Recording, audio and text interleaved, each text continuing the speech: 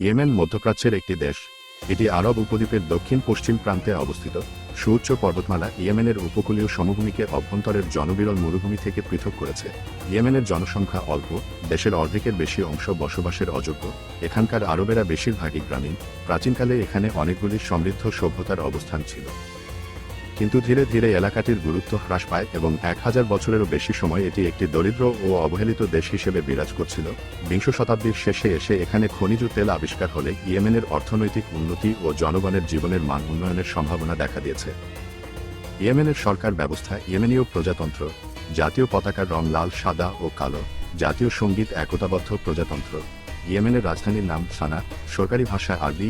ইয়েমেনের আয়তন 5,27,908 কিলোমিটার। ইয়েমেনের জনসংখ্যা প্রায় 2,34,33,000। ইয়েমেনের মুদ্রার নাম ইয়েমেনি রিয়াল।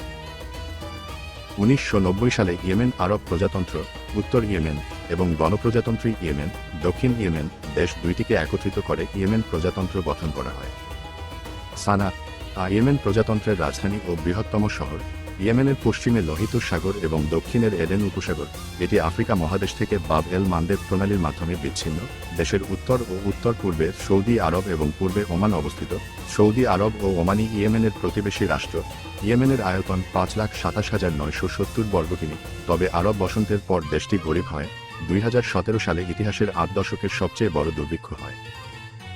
ইয়েমেনের রাজনীতি একটি রাষ্ট্রপতিশাসিত প্রতিনিধিত্বমূলক গণতান্ত্রিক প্রজাতন্ত্র কাঠামোয় সংঘটিত হয়। রাষ্ট্রপতি হলেন রাষ্ট্রের প্রধান। সরকার প্রধান হলেন রাষ্ট্রপতি কর্তৃক মনোনীত প্রধানমন্ত্রী। রাষ্ট্রের নির্বাহীর ক্ষমতা সরকারের উপর ন্যস্ত। আইন প্রণয়নের ক্ষমতা সরকার এবং আইনসভা উভয়ের উপর ন্যস্ত। বিচার বিভাগ তাত্ত্বিকভাবে নির্বাহীর বিভাগ ও আইনসভা হতে স্বাধীন।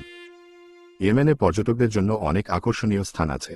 এদের মধ্যে সবচেয়ে গুরুত্বপূর্ণ হল এর রাজধানী সানা। সানা শহরটি সম্ভবত মনুষ্যনির্মিত প্রথম শহরগুলির একটি। ইউনেস্কো এটিকে ওয়ার্ল্ড হেরিটেজ অফ ম্যানকিব বলে ঘোষণা করেছে।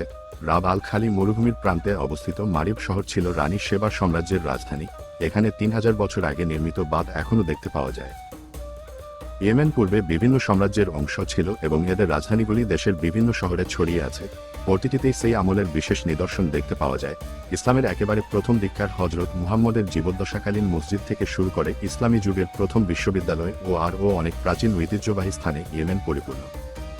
ইয়েমেনি নৃগোষ্ঠীগুলো মূলত আরব এবং এরপর রয়েছে আফ্রো আরব, দক্ষিণ এশীয় এবং ইউরোপীয়। যখন উত্তর ও দক্ষিণ ইয়েমেনের সাবেক রাষ্ট্রগুলো প্রতিষ্ঠা হয়েছিল তখন বেশিরভাগ আবাসিক সংখ্যালঘুরা দেশ ছেড়ে চলে গিয়েছিল। ইয়েমেন মূলত একটি উপজাতীয় সমাজ। উত্তরের পার্বত্য অঞ্চলগুলোতে 400 জায়দি উপজাতির বসবাস রয়েছে। আল আহরামের মতো শহুরে অঞ্চলসমূহে পুরুষানুক্রমিক বর্ণভিত্তিক গোষ্ঠীও রয়েছে। এছাড়া পার্শ্বিক বংশোদ্ভূত ইয়েমেনীয় রয়েছে। মুকাদ্দুসির মতে 10ম শতাব্দীতে পারসিকরা আদেনের সংখ্যাগরিষ্ঠ জনগোষ্ঠী ছিল। ইয়েমেনি ইহুদিরা এককালে বিশ্বের অন্যান্য ইহুদি সম্প্রদায়ের চেয়ে পৃথক সংস্কৃতি নিয়ে ইয়েমেনের একটি বৃহৎ সংখ্যালঘু সম্প্রদায় গঠন করেছিল। 20 শতকের মাঝামাঝি সময়ে আরব ও মুসলিম দেশ থেকে ইহুদিদের প্রস্থান এবং অপারেশন ম্যাজিক কার্পেটের পর বেশিরভাগ ইহুদি ইসরায়েলে দেশান্তরী হয়েছিল। আনুমানিক 1 লাখ ভারতীয় বংশোদ্ভূত মানুষ দেশের দক্ষিণাঞ্চলের আদেন, মুকাল্লা, শিহর, লাহাজ, মোখা এবং হোদেইদার আশেপাশে বাস করে। আরব বংশোদ্ভূত বেশিরভাগ ইন্দোনেশীয়, মালয়েশীয় এবং সিঙ্গাপুরি দক্ষিণ ইয়েমেনের হাদ্রামাউত উপকূলীয় অঞ্চলের হাদ্রামি লোক। বর্তমানে সিঙ্গাপুরে প্রায় 10,000 হাদ্রামি রয়েছে। হাদ্রামিরা দক্ষিণ পূর্ব এশিয়া, পূর্ব আফ্রিকা ও ভারতীয় উপমহাদেশে অভিপ্রয়াণ গ্রহণ করেছিল। মাকিলরা ছিল ইয়েমেনি বংশোদ্ভূত আরব বেদুইন উপজাতির একটি সংগ্রহ যারা মিশরের মধ্য দিয়ে পশ্চিম দিকে পাড়ি জমিয়েছিল। ইয়েমেনি আরবদের বেশ কয়েকটি দল দক্ষিণের মৌরিতানিয়ায় পরিণত হয়েছিল এবং 17 শতকের শেষের দিকে তারা পুরো দেশটিতে আধিপত্য বিস্তার করেছিল। এদের মরক্কো ও আলজেরিয়ার পাশাপাশি উত্তর আফ্রিকার অন্যান্য দেশগুলিতেও পাওয়া যায়। ইয়েমেন আরব উপদ্বীপের একমাত্র দেশ যা 1951 এবং 1967 সালের শরণার্থীদের সুরক্ষায় পরিচালিত দুটি আন্তর্জাতিক চুক্তিতে স্বাক্ষরকারী। ইয়েমেন 2007 সালে প্রায় 1,24,600 জন শরণার্থী এবং আশ্রয়প্রার্থীকে আশ্রয় দিয়েছিল।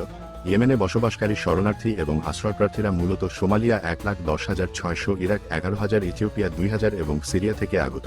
এছাড়া সংঘর্ষের ফলে 3,34,000 জনেরও বেশি ইয়েমেনি অভ্যন্তরীণভাবে বাস্তুচ্যুত হয়েছে। ইয়েমেনীয় প্রবাসটি মূলত প্রতিবেশী সৌদি আরবে কেন্দ্রীভূত, যেখানে 8 লাখ থেকে 1 মিলিয়ন ইয়েমেনি বাস করে, এবং যুক্তরাজ্য যেখানে 70,000 থেকে 80,000 ইয়েমেনি বসবাস করে। আধুনিক প্রমিত আরবি হল ইয়েমেনের সরকারি ভাষা, যদিও ইয়েমেনি আরবি স্থানীয় ভাষায় ব্যবহৃত হয়।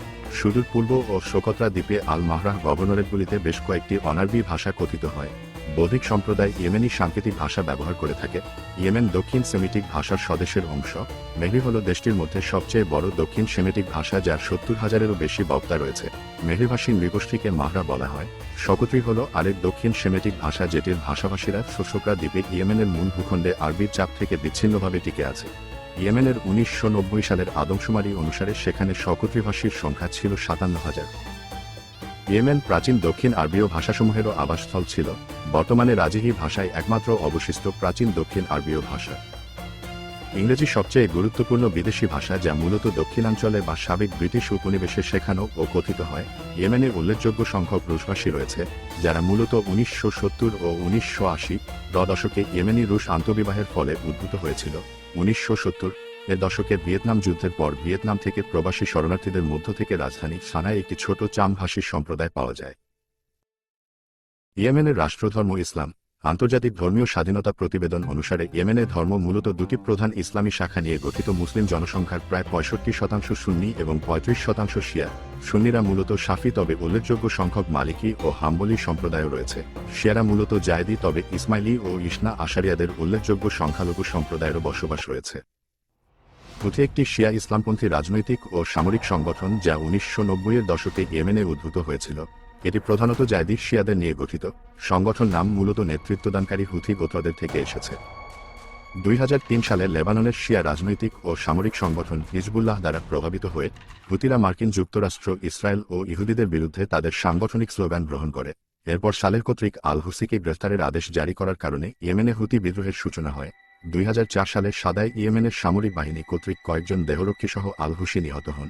তারপর থেকে আন্দোলনটি বেশিরভাগ সময়ই তার ভাই আব্দুল মালিক আল হুসির নেতৃত্বে সক্রিয় রয়েছে। হুতি আন্দোলন তার প্রচারমাধ্যমগুলিতে আঞ্চলিক রাজনৈতিক ও ধর্মীয় বিষয়গুলিকে প্রচার করে ইয়েমেনের জায়দি শিয়া অনুসারীদের আকৃষ্ট করে। 2003 সালে হুসিদের স্লোগান ছিল আল্লাহ সর্বমহান, মার্কিন যুক্তরাষ্ট্রের পতন হোক, ইসরায়েল ধ্বংস হোক, ইহুদিদের জন্য অভিশাপ ও ইসলামের বিজয় হোক। এই স্লোগান গ্রুপটির ট্রেডমার্ক হয়ে ওঠে। আন্দোলনের প্রকাশিত লক্ষ্যগুলির মধ্যে রয়েছে ইয়েমেনের অর্থনৈতিক অনুন্নয়ন এবং রাজনৈতিক প্রান্তিকতার বিরুদ্ধে লড়াই করা, এবং দেশের হুতি সংখ্যাগরিষ্ঠ অঞ্চলগুলির জন্য বৃহত্তর স্বায়ত্তশাসন চাওয়া। তারা ইয়েমেনে আরও গণতান্ত্রিক অসাম্প্রদায়িক প্রজাতন্ত্রকে সমর্থন করার দাবি করে। হুতিরা দুর্নীতির বিরুদ্ধে লড়াইকে তাদের রাজনৈতিক কর্মসূচির কেন্দ্রবিন্দুতে পরিণত করেছে। হুতিরা রাস্তার বিক্ষোভে অংশ নিয়ে এবং অন্যান্য বিরোধী দলগুলির সাথে সমন্বয় করে 2011 সালের ইয়েমেনি বিপ্লবে অংশ নিয়েছিল। অস্থিরতার পর শান্তি প্রতিষ্ঠার জন্য উপসাগরীয় সহযোগিতা পরিষদের জিসিসি উদ্যোগের অংশ হিসেবে তারা ইয়েমেনে জাতীয় সংলাপ সম্মেলনে যোগ দেয়। হাউথিরা পরে ইয়েমেনের 6টি ফেডারেল অঞ্চল গঠনের শর্তযুক্ত নভেম্বর 2011 সালের জিসিসি চুক্তির বিধান প্রত্যাখ্যান করবে। এই দাবি করে যে চুক্তিটি মৌলিকভাবে শাসন ব্যবস্থার সংস্কার করেনি এবং প্রস্তাবিত ফেডারেলাইজেশন ইয়েমেনকে দরিদ্র এবং ধনী অঞ্চলে বিভক্ত করেছে। হুতিরা আরও আশঙ্কা করেছিল যে চুক্তিটি তাদের নিয়ন্ত্রণাধীন অঞ্চলগুলিকে পৃথক অঞ্চলের মধ্যে ভাগ করে তাদের দুর্বল করার একটি নির্মম প্রচেষ্টা। 2014 সালের শেষের দিকে হুতিরা প্রাক্তন রাষ্ট্রপতি আলী আবদুল্লাহ সালেহের সাথে তাদের সম্পর্ক মেরামত করে এবং তার সহায়তায় তারা রাজধানী এবং উত্তরের বেশিরভাগ অংশ নিয়ন্ত্রণ করে। 2014 থেকে 2015 সালে হুতিরা প্রাক্তন রাষ্ট্রপতি আলী আবদুল্লাহ সালেহের সহায়তায় সানায় সরকার দখল করে এবং আব্রাব্বুহ মনসুর হাদির বর্তমান সরকারের পতনের ঘোষণা দেয়। হুতিরা ইয়েমেনের উত্তরাঞ্চলের বেশিরভাগ অংশের নিয়ন্ত্রণ অর্জন করেছে এবং 2015 সাল থেকে ইয়েমেনের সৌদি নেতৃত্বাধীন সামরিক হস্তক্ষেপকে প্রতিহত করছে, যা আন্তর্জাতিকভাবে স্বীকৃত ইয়েমেনি সরকারকে ক্ষমতায় ফিরিয়ে আনার দাবি করে। উপরন্তু সালেহ বাহিনী ইয়েমেনি সরকার এবং সৌদি আরব নেতৃত্বাধীন জোট বাহিনী সহ বিরোধের সমস্ত প্রধান দলগুলিতে আক্রমণ করেছে। হুতিরা সৌদি শহরগুলোতে বারবার ক্ষেপণাস্ত্র ও ড্রোন হামলা চালিয়েছে। এই সংঘাতকে সৌদি আরব ও ইরানের মধ্যে প্রক্সি যুদ্ধ হিসেবে দেখা হয়।